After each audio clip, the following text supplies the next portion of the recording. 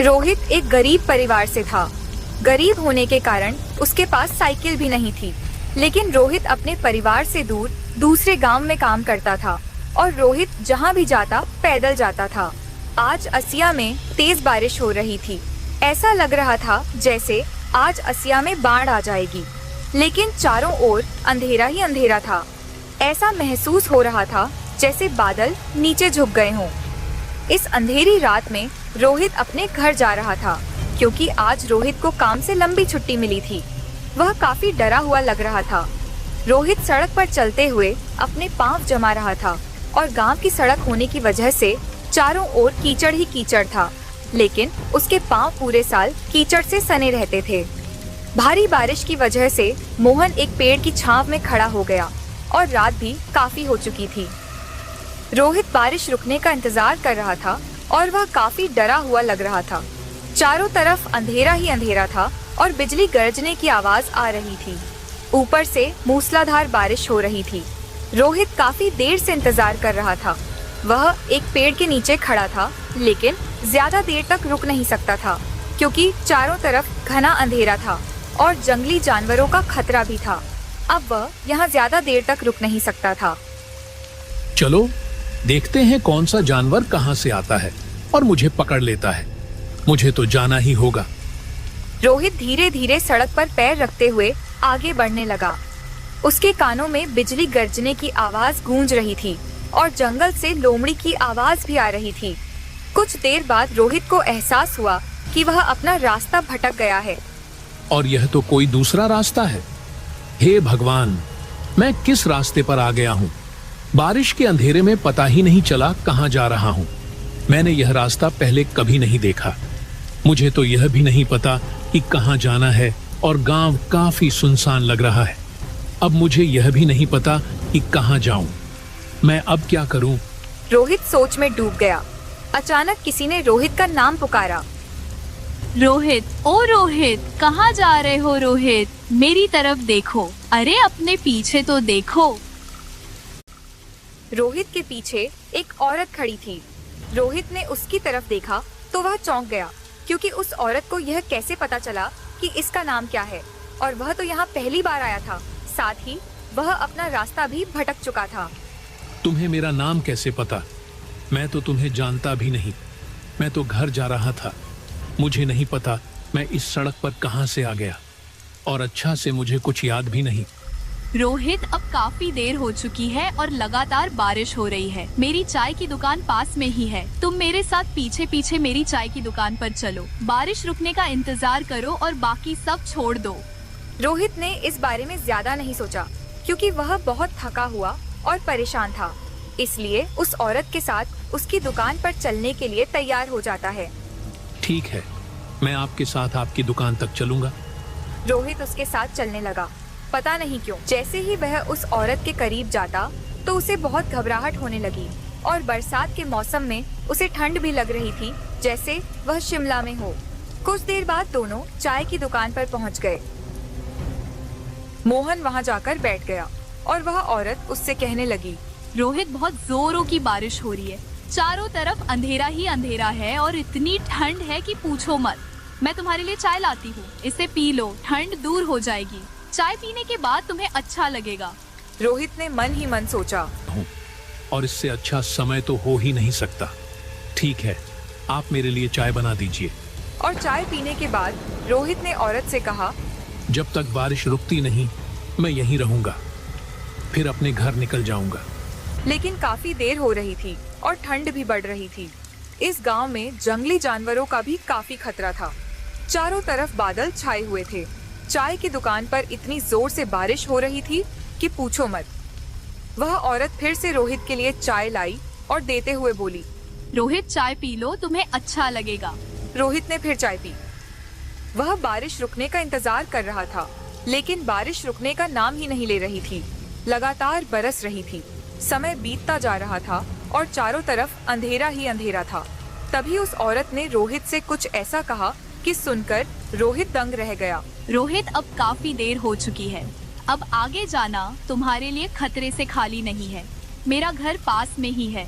तुम आज रात मेरे घर ही रुक जाओ, कल सुबह होते ही अपने घर के लिए निकल जाना। ये तो बहुत अच्छी बात है कि मैं उसके घर रुक जाऊंगा और जैसे ही सुबह होगी अपने घर निकल जाऊंगा। आप सही कह रहे हो, मैं आज रात तुम्हारे घर रुक जाता हूँ और जैसे ही कल सुबह होगी मैं अपने घर के लिए निकल जाऊंगा। क्या तुम्हारे घर में और कोई रहता है या तुम इस सुनसान जंगल में अकेले ही रहती हो? नहीं रोहित, मैं जंगल में नहीं रहती। मेरी पत्नी मेरे साथ रहती है। वह घर पर ही होगी और खाना बना रही होगी। तुम मेरे साथ चलो, मैं तुम्हें उसके हाथ का बना खाना खिलाऊंगी। वह बहुत अच्छा खाना बनाती है। खाने के बाद तुम्हें बहुत अच्छा लगेगा और खाना खाने के बाद वह तुम्हें पान भी जरूर खिलाएगी। यह सुनकर रोहित दंग रह जाता है और बोलता है, तुम तो खुद औरत हो और तुम्हारी पत्नी है। इसका मतलब औरत से औरत का शादी। बहुत अच्छे मजाक कर लेती हो। रोहित का बात सुनकर यह औरत कुछ नहीं बोलता है। यह देखकर रोहित फिर से मजाक में बोलता है, अच्छा, तुम्हारी पत्नी इतना अच्छा खाना बनाती है, ये सब तो ठीक है, लेकिन तुम्हारा घर ज्यादा दूर तो नहीं है ना? हाँ, मेरी पत्नी बहुत अच्छा खाना बनाती है और मेरा घर ज्यादा दूर नहीं है, पास में ही है। काफी देर से रोहित और वह औरत बातें कर रहे थे, लेकिन बारिश अब तक नहीं रुकी। चारों तरफ अंधेरा फैल चुका था। अब रोहित ने सोचा कि उसे उस औरत के घर जाना ही होगा। काफी देर हो चुकी थी और अब औरत को अपनी दुकान भी बंद करनी थी। चलो रोहित, काफी देर हो गई है, अब घर चलते हैं। अब खाने का भी समय हो गया है और बारिश रुकने वाली नहीं है, अभी चलना ही बेहतर है। रोहित का दिमाग काम करना बंद कर दिया था और रोहित उस औरत के जाल में फंस जाता है। ठीक है, मैं तुम्हारे घर चलने के लिए तैयार हूँ। चलो, तुम्हारे घर चलते हैं। रोहित और वह औरत दोनों साथ में निकल पड़े। रोहित अब भी नहीं समझ पा रहा था कि उसे अजीब क्यों लग रहा है और उसका मन क्यों घबराया हुआ है। फिर भी वह बिना ज्यादा सोचे उस औरत के पीछे पीछे चल पड़ता है।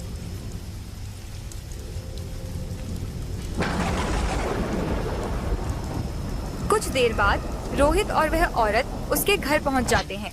दोनों घर के अंदर चले गए। रोहित, यह मेरा घर है, मैं इसी घर में रहती हूँ और अपनी जिंदगी यही बिताती हूँ। इतना कहा ही था कि अचानक उस औरत का पत्नी एक कोने से बाहर आई और उनके पास आकर खड़ी हो गई। राधा, ये है रोहित। रोहित रास्ता भटक गए हैं और यह गांव में नए हैं। तुम इनके लिए खाना परोस दो, ये बहुत भूखे होंगे और काफी देर भी हो चुकी है। रोहित यह सब देखकर दंग रह जाता है और पूरे पसीने पसीने हो जाता है, लेकिन रोहित का दिमाग अभी भी काम नहीं कर रहा था। रोहित और वह औरत दोनों साथ में खाना खाते हैं। खाना खाने के बाद वे बैठ जाते हैं। बताओ रोहित, तुम्हें मेरी पत्नी का खाना कैसा लगा? तुम्हें मेरी पत्नी का खाना जरूर बहुत पसंद आया होगा। रोहित पूरी तरीके से डरा हुआ था, इसलिए वह झूठ बोल देता है। तुम सही कह रहे थे, तुम्हारी पत्नी बहुत अच्छा खाना बनाती है। मेरा पेट भर गया। तुम्हारी पत्नी के हाथ का खाना खाकर मुझे बहुत अच्छा लगा। अच्छा, तुम्हें मेरी पत्नी का खाना पसंद आया तो मैं तुम्हें पान भी खिलाती हूँ। राधा, मैंने इन्हें बताया था कि तुम्हारा पान बहुत स्वादिष्ट होता है। राधा रोहित को पान देती है। मोहन का पान खाने का मन नहीं था, लेकिन वह बहुत डरा हुआ था, इसलिए उसने पान वहीं खा लिया। पान खाने के बाद रोहित को बहुत तेज है नींद आने लगी और वह सोने चला गया और गहरी नींद सो गया। लेकिन जब आधी रात निकल गई तो बहुत तेज बारिश होने लगा और घर पुराना होने के कारण छत से पानी के बंदे रोहित पर गिरा तो रोहित की आंख खुली और उसने जो देखा उसे देखकर उसके शरीर पानी पानी हो गया और हाथ पैर कांपने लगे थे, क्योंकि सामने दीवार पर उन दोनों औरतों का फोटो टंगा हुआ था, जिस पर फूल का माला भी था, जिससे पता चलता है वह दोनों कोई जिंदा औरत नहीं थे। इतना देखकर रोहित जल्दी से बाहर की ओर भागता है और बहुत दूर जाकर एक पेड़ के नीचे सुबह होने का इंतजार करने लगता है। लेकिन अभी भी चारों ओर सन्नाटा था और बहुत ही अंधेरा था, लेकिन मोहन के मन में उस औरत का डर था। इसी तरह कुछ देर के बाद सुबह हो जाती है और यह देखकर रोहित की जान में थोड़ा जान आती है। उसके बाद रोहित अपने घर की ओर जाने लगता है। रास्ते में उसे एक आदमी मिला जिसने उससे पूछा, तुम कल रात कहाँ थे और तुमने फोन क्यों नहीं किया? रोहित, तुम कल रात कहाँ थे? पूरी रात मैं बहुत परेशान था। रोहित के मन में अभी भी डर था, इसलिए उसने झूठ बोल दिया। कुछ नहीं भाई, मैं रास्ता भूल गया था और दूसरी तरफ चला गया। उन्होंने मुझे अपने घर रोक लिया और मैं सुबह वापस आया, लेकिन मैं तो उनका चाय के लिए धन्यवाद भी नहीं कर पाया। यह सुनकर वह आदमी पूरी तरह घबरा जाता है और उसके पूरा रोंगटे खड़े हो जाते हैं। क्या तुम्हें पता है, कल रात जिस औरत के साथ तुमने चाय पी थी वह इंसान नहीं था, वह एक भूत था और वह सिर्फ रात को आता है। वह ऐसे लोगों को अपने जाल में फंसाता है और बहुत सीधे साधे लोगों को ही अपना शिकार बनाता है। वह औरत अपने घर ले जाती है और अगर कोई उसकी पत्नी के हाथ का पान खाने से मना कर दे तो वह उसे वहीं मार डालता है। फिर उसकी आत्मा भटकने लगती है।